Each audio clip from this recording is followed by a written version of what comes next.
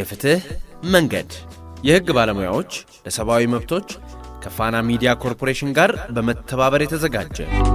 በዚህ ፕሮግራም የሰብአዊ መብት ጉዳዮችና ፍትህን የተመለከቱ ዝግጅቶች ይቀርቡበታል።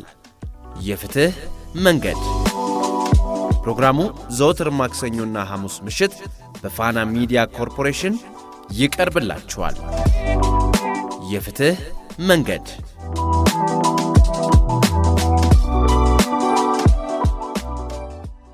ሰላም ጤና ይስጥልን የተከበራችሁ አድማጮቻችን እንዴት ቆይታችኋል? የፍትህ መንገድ የተሰኘው ሳምንታዊ የህግ ግንዛቤ ማሳደጊያ ፕሮግራማችን ተጀምሯል። ወንጀል የማህበረሰቡን ብሎም የሀገርን ሰላምና ደህንነት የሚጎዳ በመሆኑ በወንጀል ህግ የተመለከቱ ድንጋጌዎችን በመተላለፍ ወንጀል የሚፈጽም ሰው ለጥፋቱ በህጉ የተመለከተውን ቅጣት መቀጣቱ የግድ ነው። በሀገራችን ወንጀሎችን ከነቅጣታቸው የሚደነግግ የወንጀል ህግና ሌሎች ልዩ አዋጆች በስራ ላይ ቢውሉም በቅጣት ዙሪያ በተለያዩ ጊዜያት የተለያዩ የተሳሳቱ አመለካከቶችና የግንዛቤ ክፍተቶች ሲንጸባረቁ ይስተዋላል። ዛሬ በፕሮግራማችን የቅጣት ዓላማ ምንድነው? በወንጀል ህጋችን የተመለከቱ የቅጣት አይነቶች የትኞቹ ናቸው?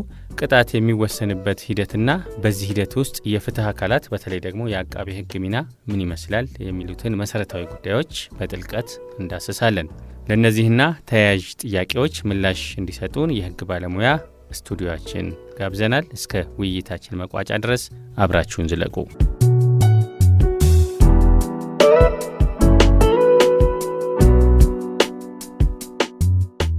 እንግዳችን ወደ ስቱዲዮአችን እንኳን ሰላም መጡ። እንኳን ደህና ቆያችሁኝ። መልካም። እስቲ በመተዋወቅ እንጀምር። ራስዎንና የሥራ ኃላፊነቶን ያስተዋውቁንና ሀሳቦችን እናነሳሳለን። ስሜ ጀማል ሳላህ ይባላል። በአዲስ አበባ ከተማ አስተዳደር ፍትህ ቢሮ የህግ ጥናት ምርምርና ረቂቅ ዝግጅት ዳይሬክተር ነኝ። ለምናነሳቸው ሀሳቦች ማብራሪያ ሊሰጡን ስቱዲዮአችን ስለተገኙ በድጋሚ እናመሰግናለን። እስቲ ወደ ዋናው ጉዳያችን እንግባና ለመንደርደሪያ ያክል ብዙ ጊዜ በማህበረሰብ ውስጥ አንድ ሰው ወንጀል ሲፈጽም መቀጣት አለበት፣ መበቀል አለብን የሚል ስሜት ይስተዋላል። ለመሆኑ በአሁኑ በዘመናዊ የህግ ስርዓትና በሀገራችን የወንጀል ህግ መሰረት የቅጣት ዋና ዓላማው ምንድን ነው? በእርግጥስ ሰው እንደሚያስበው ቅጣት በቀል ነው? ይህንን ጥያቄ ለመመለስ ያው የኢትዮጵያን የ1996 ዓ.ም የወንጀል ህግ ማየትን ይጠይቃል። በዚህ የወንጀል ህግ አንቀጽ 1 ላይ የወንጀል ህግ ዓላማና ግብ ተገልጿል።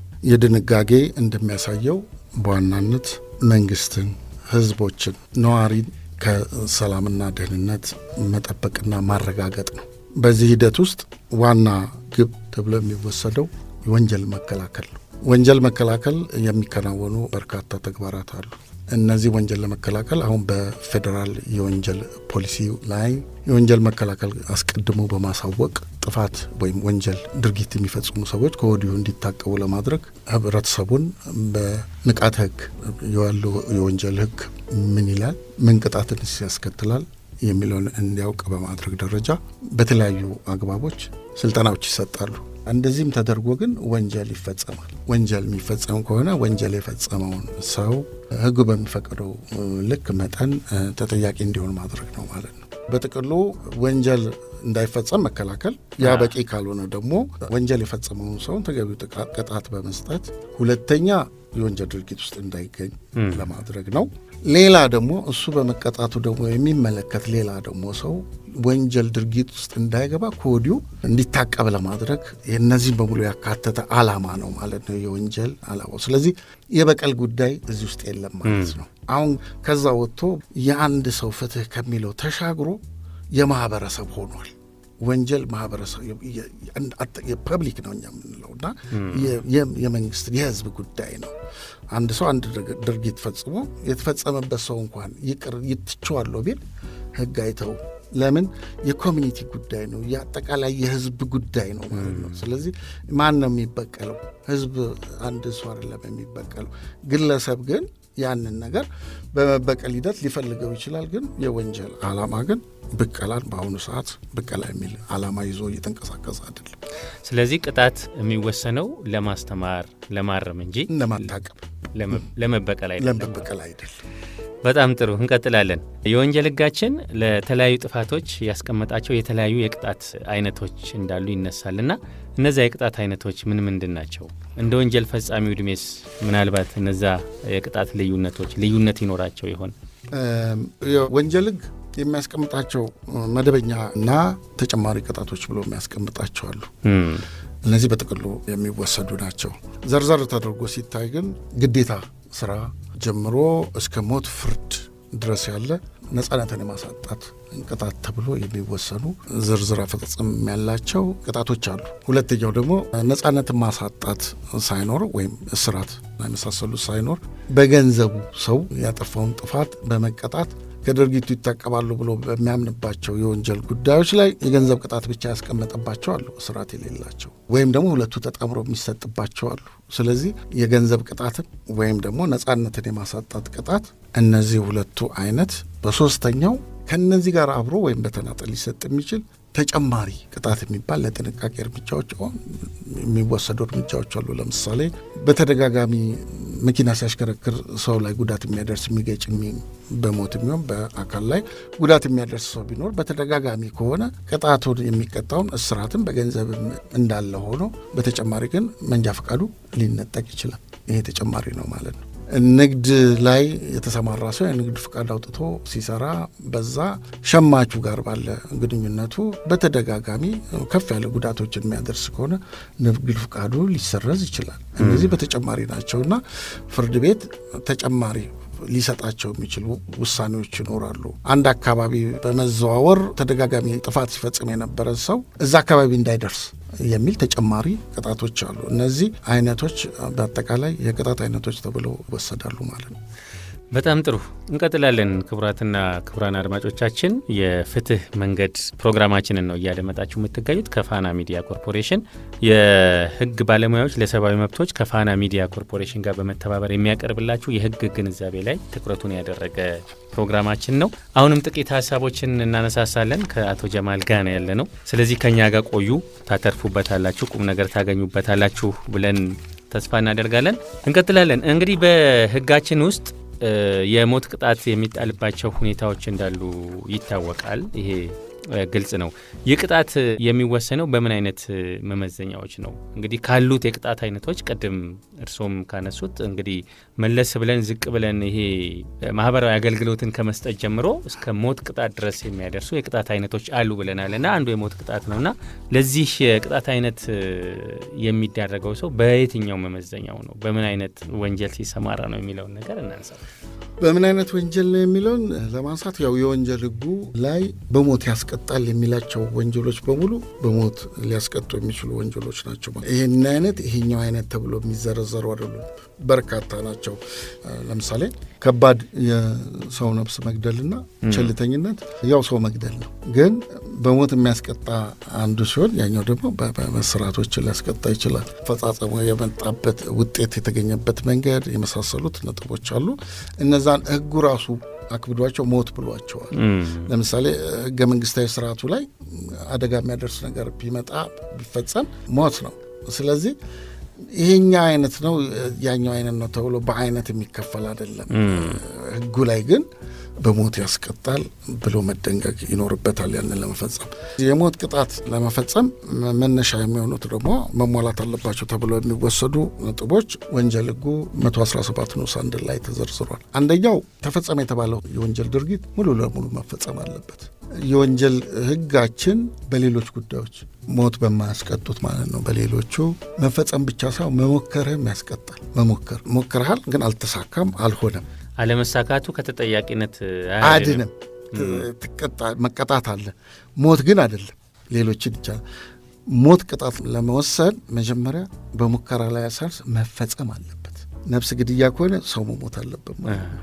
እና እዛ ላይ የተጠቀሱ ዝርዝር ጉዳዮች ተሟልተው መፈጸም አለባቸው ማለት ነው። የመጀመሪያው እሱ ነው። ሁለተኛው 18 ዓመት ያልሞላውን ሰው በሞት ቅጣት አይቀጣም። 18 ዓመት የሞላውና ከዛ በላይ መሆን አለበት ማለት ነው።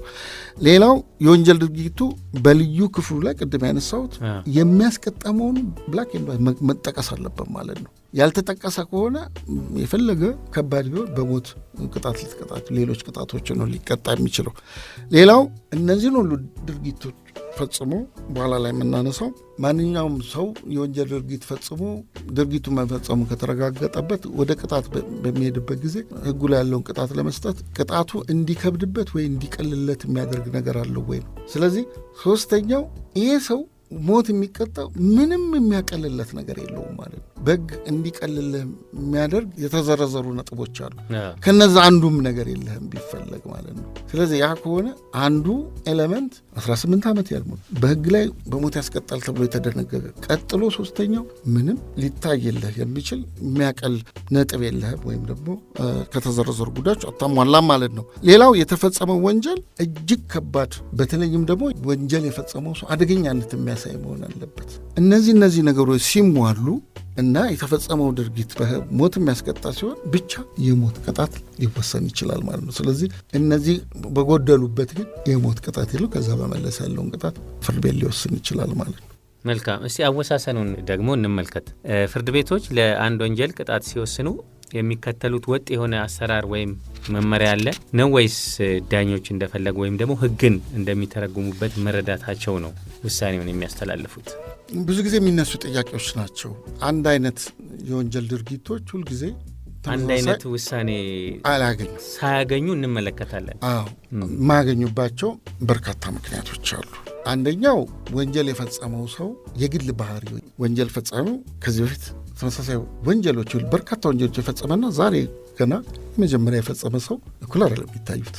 ቅጣቱ እኩል አይሆንም፣ ይከብዳል ማለት ነው እዛኛው ላይ። ሌላው ደግሞ ሆን ብሎ አስቦበት ዝግጅት አድርጎ ወንጀሉን ለመፈጸም ብቻ አይደለም። አንዳንድ ጊዜ እንደውም ወንጀሉ ከተፈጸመ በኋላ እንዴት ያንን የወንጀል የፈጸመበትን ተጠያቂ ሊሆንባቸው የሚችሉ ማስረጃዎች የሚያጠፋበትን ሁሉ ዝግጅት አድርጎ ወንጀል የሚፈጽም ሰውና በቸልተኝነት ድንገተኛ በሆነ ነገር ወንጀል ሊፈጽም የሚችል ሰው አለ። ቸልተኝነት አስቦ ካደረገው ሰውዬ ይለያል። የሀሳብ ክፍል ይለዋል ወንጀል ሕጋችን፣ በዚህም ይለያል ማለት ነው። የተፈጸመው ወንጀል ግን ተመሳሳይ ነው።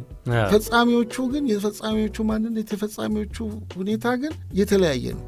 ሌላው ደግሞ ወንጀል አፈጻጸሙ ራሱ የፈጸመበት ከገደለ በኋላ ራሱ የገደለበት ጥፋት ዲፎርም ሊያደርግብ ይችላል እንጂ በቃ መቆራረጥም ሊኖር ይችላል።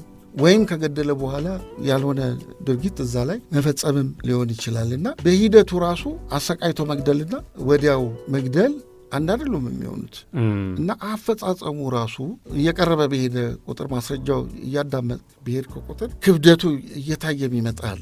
ስለዚህ እነዚህና የቅጣት የተጣለበት የሚያቀል የሚያከብድ ባህሪዎቹ መለያየት ቅጣቱን የተለያየ ሊያደርገው ይችላል። ሌላው በዚሁ የቅጣት አሰጣጥ ጠቅላይ ፍርድ ቤት ያወጣው መመሪያ ቁጥር 3 2017 የሰጠው የቅጣት ደረጃና የቅጣት እርከናል የተፈጸመው ድርጊት የአፈጻጸም ሂደቱ እነዚህ ካሉ እዚህ ጋር ነው፣ እነዚህ ካሉ እዚህ ጋር ነው ብሎ በሰንጠረዥ ተንትኖ ሊሰጥ የሚችለውን ቅጣት አስቀምጧል መመሪያው። ይሄ መመሪያ ቀደም ብሎ አልነበረም። 2002 ነው የመጀመሪያው ቁጥር 1 ወጣው። 2006 ደግሞ መመሪያ ቁጥር 2 ወጣ። 2017 አሁን ማሻሻያ ተደርጎበት መመሪያ ቁጥር 3 ወጣ።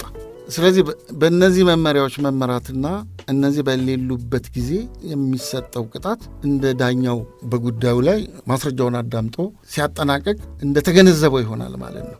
ስለዚህ በዛ ጊዜ ይሄኛው የተሰጠው ቅጣትና ያኛው የተሰጠው ቅጣት ሊለያይ ይችላል።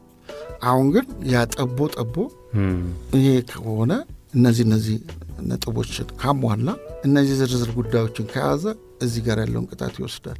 እነዚህ ካሉት ከነዚህ ውጭ ሊሆን አይችልም። ስለዚህ በዝርዝር የተቀመጠ ስለሆነ በቅጣት እርከኑ መሰረት መስጠት ስለተቻለ ብዙ አሁን ልዩነቱ የጎላ አይሆንም። እንደተባለው ግን በህብረተሰቡ ዘንድ ሁለት ተመሳሳይ ድርጊቶችን የፈጸሙ ሁለት ሰዎች የተለያየ መቀጣታቸው ነው።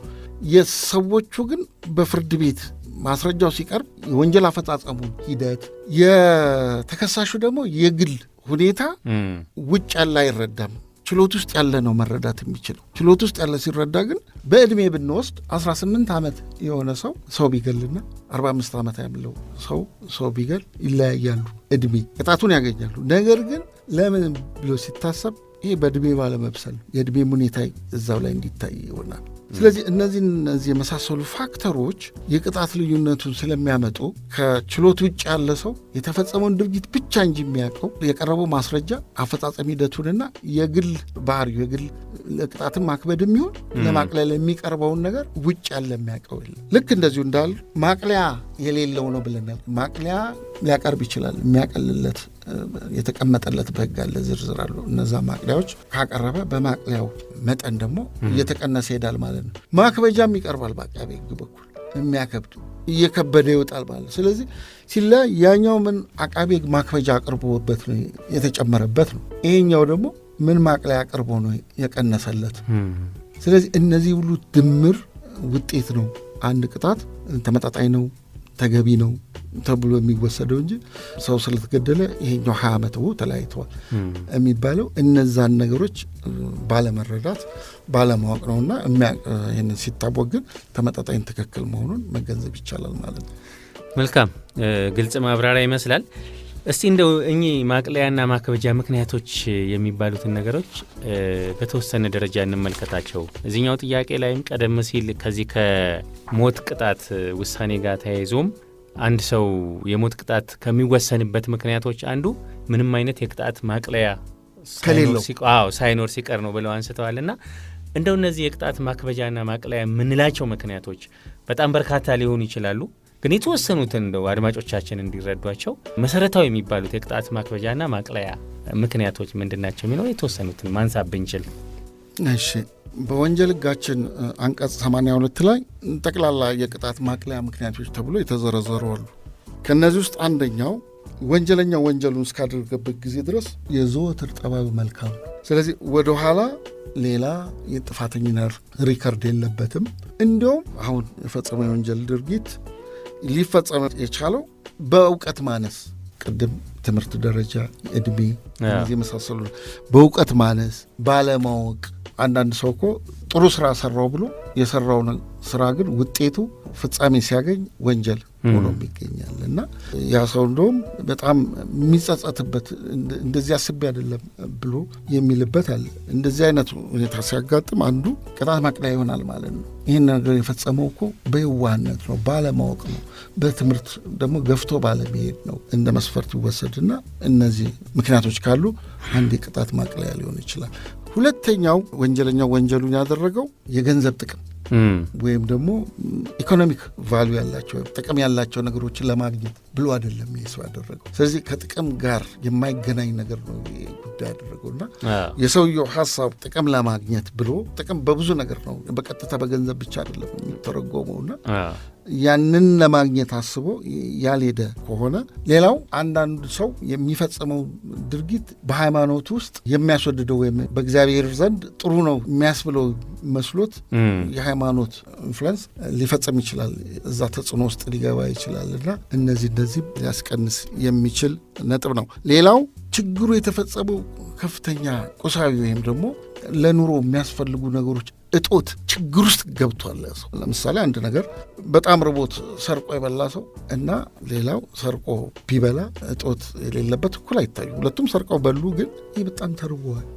አስፈላጊ ነው ለሱ ለመኖር ማለት ነው። ስለዚህ እንደዚህ የመሳሰሉት ሊሆን ይችላል። ሁለተኛው ደግሞ ተገቢ ያልሆነ ፍራቻ አንዳንድ ሰው ላይ የሚያድርበታል። የሆነ ነገር አደጋ ሊደርስብኝ ነው፣ ይሄ ሰው ለምሳሌ ሊመታኝ ነው ሊገለኝ ብሎ ፈርቶ ስጋት፣ ይሄ ስጋቱ በጣም እንትን ብሎ ራሱን በማዳን ሂሳብ እዛኛው ይሄ ከፍተኛ ፍርሃት ውስጥ ገብቶ፣ ስለዚህ የማሰብ ክፍሉ ማመዛዘን ላይ ተጽዕኖ አለው ማለት ነው። ሌላ ወንጀለኛው ወንጀሉን የፈጸመው ራሱ ወንጀል የተፈጸመበት ሰው ወይም ወንጀል እንዲፈጸም ያደረገው ሰው ገፋፍቶታል ማለት አንዳንድ ሰው ተገቢ ያልሆነ ነገር ሰውን ሲናገረው ከተነኮሰው ማለት ነው። ያ ሰው ደግሞ ራሱ መቆጣጠር ያቅተውና ንዴት ውስጥ ገብቶ ከዛ በኋላ ራሱን መቆጣጠር አይችልም። ወደ ምን ሄደ ማለት ነው? ብቀላ ወይም ደግሞ ያንን ነገር ጥቃቱን ለመመለስ ለመበቀል በሚያደርገው ድርጊት የዛ ሰው አስተዋጽኦ አለ ማለት ነው። ስለዚህ ከፍተኛ ደም ፍላት ውስጥ ከከተተው ወደዛ እንዲያመራ ካደረገው ይሄም በማስረጃ መስማት ሂደት ውስጥ ይሄ ነገር ከመጣ ይሄም ሊያቀልለት የሚችል ነገር ነው ተብሎ ሊወሰድ ይችላል። ሌላው ሊያቀልልህ የሚችል ጉዳይ ለምሳሌ ድርጊቱ ከተፈጸመ በኋላ ፈጻሚ ወዲያውኑ ይጸጸታል፣ ማድረግ አልነበረብኝም ይላል። ስለዚህ በዛ ሂደት ውስጥ ያ ጉዳት የደረሰበት ወይም ወንጀሉ የተፈጸመበት ሰው ቀጣይ ሌላ ውጤት እንዳይመጣ ያንን ለመመለስ ደግሞ ጥረት የሚያደርገው ለምሳሌ ሰው ለመግደል በጥይት ከመታ በኋላ ወዲያው ተጸጽቶ ሆስፒታል ቢወስደው ተጸጽቶ ለማምለጥ እና ያን ሰው ሕይወቱን ቢያድነው ማቅለያ ሊሆን ይችላል። ምክንያቱም መጀመሪያ ያሰበውን ነገር አሁን ትክክል ማሰብ ጀምሯል ማለት ትክክል ሲያስብ የሚወስዳቸው እርምጃዎች እነዛ ያደረጋቸው ድርጊቶች የከፋ ነገር እንዳያመጡ የሚወስዳቸው እርምጃዎች ካሉ ጸጸት ነውና እነዛን ጸጸቶች እንደ ማቅለያ ሊወሰዱ ይችላሉና እነዚህ ያሉት ሰውና እነዚህ የሌሉት ሰው እኩል አይቀጣም ማለት ከነዚህ አንዱን ያለው ሰው ተደራራቢ ደግሞ ከሆነ ቅጣቱ በዛው ልክ መቀነሱ በዛው ልክ ይሆናል ማለት ነው። በጣም ጥሩ እንቀጥላለን። የፍትህ መንገድ ፕሮግራማችንን ነው እያደመጣችሁ የምትገኙት። እያደመጣችሁን ስለሆነ እጅግ አድርገን እናመሰግናለን። ትንሽ ሀሳቦች ይቀሩናል። አሁንም ቅጣት የመወሰን ስልጣን የፍርድ ቤት ቢሆንም እንግዲህ በዚህ ሂደት አቃቤ ሕግ ምን አይነት ሚና ወይም ኃላፊነት አለው? ፍርድ ቤት የተጋነነ ወይም ተገቢ ያልሆነ የቅጣት ውሳኔ ቢያሳልፍስ መፍትሄው ምንድን ነው የሚል ጥያቄ አለ። እኛ ብዙ ጊዜ አቃቤ ሕግ ሁልጊዜ ቅጣትን ለማክበድ የሚሰራ አድርገን የመሳል አብዛኞቻችን ጋር ይሄ አስተሳሰብ አለ እና በዚህ ሂደት ውስጥ የአቃቤ ሕግ ሚና ምንድን ነው? አቃቤ ሕግ ከወንጀል ምርመራ ከማድረግ ጀምሮ ውሳኔው እስኪሰጥበት ድረስ በፍርድ ቤት ሂደት የክስ መሰማት ሂደት ነው የሚባለው። እዛ ውስጥ በተለያየ ምዕራፍ በተለያየ ደረጃ ወቅቱ የሚጠይቃቸው ወይም ሂደቱ የሚጠይቃቸው ሁሉ እየመለሰ የሚሄድ ነው ወይም እያቀረበ የሚሄድ ይሆናል ማለት ነው። ክሱ ከተሰማ በኋላ የአቃቤ ሕግ ሚና ማስረጃዎቹን አቅርቦ ምስክርም የሰነድ ሌሎችም ኤክስፐርት ዊትነስ ሙያ ምስክርም ሌሎቹ አቅርቦ እንዲሰሙ ማድረግ ነው። ዳኞች ይህ ሰው በማያጠራጥር ሁኔታ አሁን አዘጋጅቼ ያቀረብኩት ክስ ፈጽሟል፣ መፈጸሙን ላስረዳል። ስለዚህ በማስረዳት ሂደት በበቂ ሁኔታ እንደ ክሱ አቀራረብ የማስረዳት ኃላፊነት የአቃቤ ሕግ ይሆናል ማለት ሚናው እሱ ጋር። ሁለተኛው አቃቤ ሕግ ያስረዳበትን ለፍርድ ቤት ምስክሮች በምስክሮች ሊሆን ይችላል። እነዚህን ደግሞ ተከሳሹ የመከላከል መብት ስላለው በራሱ ወይም በጠበቃው ጥያቄዎች፣ መስቀለኛ ጥያቄዎች እየጠየቀ እነዚህን ጉዳዮች ያልፈጸመ መሆኑን ሊያስረዳለት በሚችሉ መንገድ ምላሽ ይጠይቃል ማለት ነው ከምስክር። ይሄ መስቀለኛ ጥያቄ የሚባለው ያለ አግባብ እንዳይጠየቅ በሕጉ አግባብ ብቻ እንዲጠየቅ አቃቤ ሕግ ቆሞ ይጠብቃል ማለት ነው። መቃወም ያለበት ከሆነ ያንን ጥያቄ ይቃወማል። ለምን? ያ ጥያቄ የመመለሱ ጉዳይ ሕጉ በሚፈቅደው መንገድ ስላልመጣ ብቻ። ሕጉ በሚፈቅደው መንገድ መጥቶ ግን ጥያቄውን አቅርቦ በሚመለስለት ተቃውሞ ማያቀርብ። ስለዚህ የአቃቤ ሕግ ሚና የሚጠየቀውም ጥያቄ በመስቀለኛ ተገቢና በሕግ ላይ የተፈቀደ መሆኑን መከታተል ነው ማለት ነው። እዚህ ላይ መከታተል ያልቻለ በአግባቡ ደግሞ የራሱ ምስክሮች ማስረዳት ያልቻለ አቃቤ ሕግ ሚናውን እየተወጣ አይደለም ተብሎ ነው የሚወሰደው። ፍርድ ቤቱ ግራ ቀኝ ማስረጃውን መዝኖ ጥፋተኛ ነህ ካለው ተከሳሹን ኦኬ ጥፋተኛ ከተባለ በኋላ አቃቤ ሕግ ይህን ሰው የሚያከብድ ከዚህ በፊት የሚያከብድ ጉዳይ ካለው አይገለጽም፣ ሚስጥር። ለምን?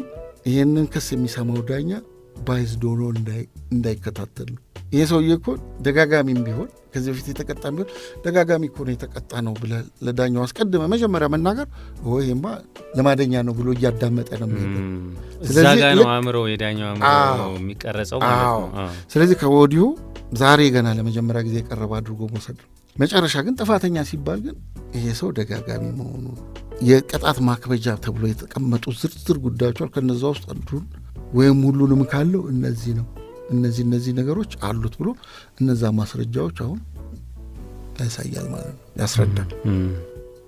ስለዚህ በዚህ ሂደት ውስጥ የአቃቤ ሕግ ሚና እነዚህን አለማቅረብ በአግባቡ የሚገባውን ቅጣት እንዳይሰጥ ያደርጋል ማለት ነው። ጥፋተኛ ቢባልም እነዚህ መተው ተገቢውን ቅጣት እንዳያገኝ ያደርጋል። ስለዚህ ሚናው እዚህ ጋርም ሚና ከፍ ያለ ሚና ይሆናል ማለት ነው። ምናልባት ፍርድ ቤቱ የተጋነነ ፍርድ ሰጥቶ ቢሆን እዛ ጋር ከማስቀነስ አንጻር አቃቤ ሕግ የራሱ ሚና የለውም ማለት የተሰጠው ውሳኔ የተጋነነ ነው ብሎ ካሰበ ካቀረባቸው የቅጣት ማክበጃዎች በላይም ነው ብሎ የሚያስብ ከሆነ ማቅለያ የማቅረብ ሚና ይኖረዋል። እዛች ጋር እንደው ያለችዋን ነገር አቃቤ ሕግ የፍርድ ቤት ውሳኔ በኋላ ያለው ጉዳይ እዛው ችሎት ላይ ምንም የለም። የመጨረሻ በቃ ሆነ። ከዚህ በኋላ ቅር የተሰኘ ሰው ቀጣይ ከፍ ያለው ፍርድ ቤት ላይ ይግባኝ የማቅረብ መብት ነው የሚሆነው ማለት ነው። ስለዚህ አቃቤ ሕግ በጥቅሉ በተሰጠው ጥፋተኝነት ውሳኔ ጥፋተኛ አይደለም ተብሎ ቢሰጥ ለምሳሌ ወይም ደግሞ በተሰጠው ቅጣት ቅሬታ ካለው ቅሬታውን ያቀርባል ነው። አሁን አቃቤ ሕግ ክሱን አቅርቦ ተከራክሮ ጥፋተኛ ተብሏል፣ ተገቢ ያልሆነ ቅጣት በማነስ ከተሰጠ ቅሬታውን ያቀርባል። ለምን መጨመር አለበት በሚል ነው፣ ያንሳል በሚል ነው። ምክንያቱም ሕጉ ላይ የሚሰጥበት ቅጣት አሰጣጥ መመሪያውም የሚለው ይህንን ያህል መቀጣት ሲገባው ከዛ ያነሰ ተቀጥቷል። ይህ ያነሰ የተቀጣው አያስተምረውም ነው።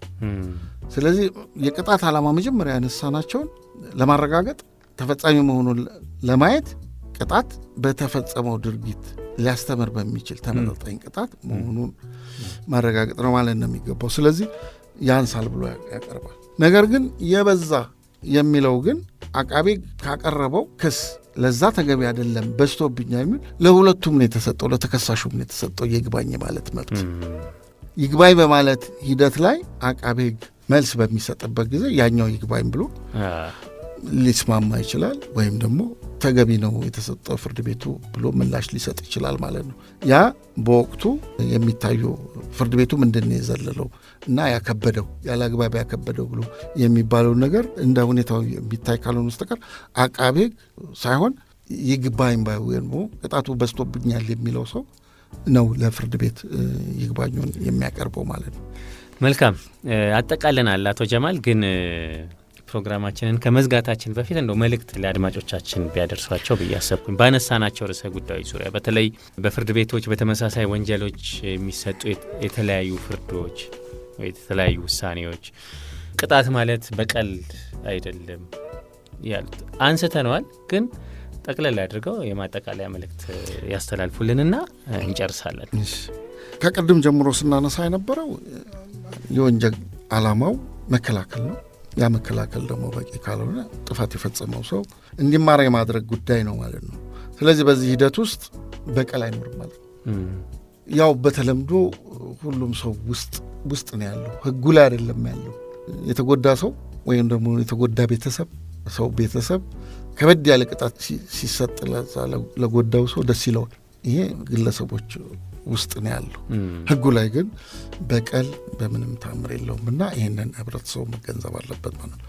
ሁለተኛ ተመሳሳይ ለሆኑ ወንጀሎች ተመጣጣኝ ያልሆኑ አንድ አይነት ያልሆኑ ቅጣት ውሳኔዎች ሲሰጡ ሰው ቅር ይሰኛል የሚለውም ድርጊቱን ብቻ ሳይሆን የተፈጸመውን ድርጊት ብቻ ሳይሆን አፈጻጸሙንና የሚቀጣውን ሰውዬ ማንነት አብሮ ማየት ካልተቻለ ቅጣቶቹ ተመሳሳይ አይደሉም በማለት ፍትህ የለም ወይም ፍትህ አልተረጋገጠም ብሎ ማለት አይቻልም ማለት። ስለዚህ ሙሉ መረጃ ማግኘት አለበት ማለት ነው። አንድ ሰው ሁሉን ነገር ልክ ዳኛው እንደያዘው ከመጀመሪያ እስከ መጨረሻ ሁሉን ነገር እጁ ላይ አስገብቶ አሁን የራሱን ቅጣት እዛ ላይ ማስቀመጥ መቻል አለበት። ቅጣት የሚሰጥበት የቅጣት አሰጣጥ መመሪያ አለ፣ እሱን ተከትሎ በሕጉ ደግሞ ማቅለያና ማክበጃ አለ፣ እሱን ተከትሎ ከዛ በኋላ ነው አፈጻጸሙን ነበረ የሚለውንም እያንዳንዱ ነገር አይቶ ከዛ በኋላ ይሄ ተገቢ ያልሆነ ቅጣት ነው ከሌላው ጋር ተመሳሳይ አይደለም የሚለውን መፍረድ ይቻላልና እነዚህ ነገር ሳይኖሩን ወደዛ ባለመግባት ግን ተመሳሳይ ሁሉም ነገር ኖሯቸው በሁሉም ነገር ተመሳሳይ ሆኖ የተለያየ ከሆነ ግን ተገቢ አይደለም ብሎ ማለት ይቻላል ማለት ነው። መልካም። የህግ ባለሙያ ጀማል ሳላ ስለ ጊዜውም ሰፋ ስላለው ማብራሪያውም በዝግጅቱ ክፍልና በአድማጮቻችን ስም ከልብ አድርጌ ነው አመሰግነው። እኔም አመሰግናለሁ።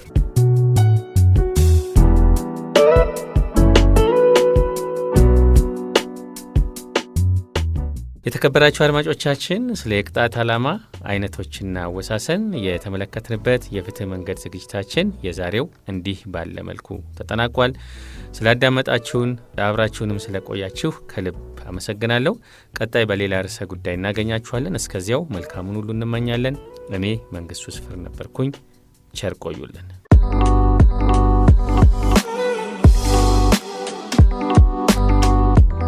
የፍትህ መንገድ የህግ ባለሙያዎች ለሰብአዊ መብቶች ከፋና ሚዲያ ኮርፖሬሽን ጋር በመተባበር የተዘጋጀ። በዚህ ፕሮግራም የሰብአዊ መብት ጉዳዮችና ፍትህን የተመለከቱ ዝግጅቶች ይቀርቡበታል። የፍትህ መንገድ ፕሮግራሙ ዘወትር ማክሰኞና ሐሙስ ምሽት በፋና ሚዲያ ኮርፖሬሽን ይቀርብላችኋል። የፍትህ መንገድ